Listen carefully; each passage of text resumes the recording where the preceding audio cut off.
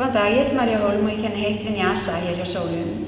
Vinyasa þýðir flæði, þar sem við gerum sólarhringar í takt við andardráttinn ásamt hefðbundnum hatha yoga stöðum. Staða dagsins í dag er standandi bogi eða dandayamana dhanurasana. Helsti ávinningurinn á þessari stöðu er að hún er bakbeygja sem eykur jafnvægi og þol.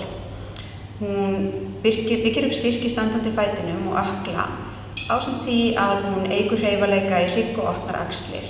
Staðan teygir einnig framan á mjöðmum og nú ætla ég að sýna ykkur hvernig þið farið inn í standandi boga. Við byrjum svona rétt fyrir aftan miðju.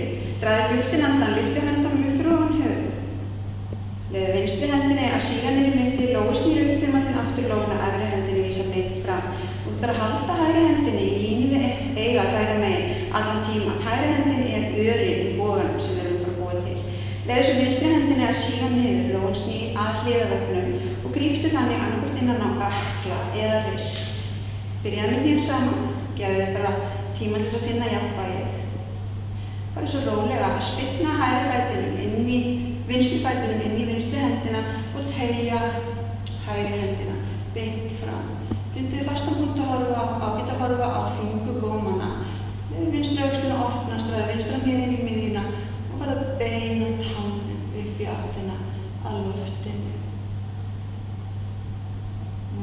Í 5 góða, djúpa andardrætti inn út nefið.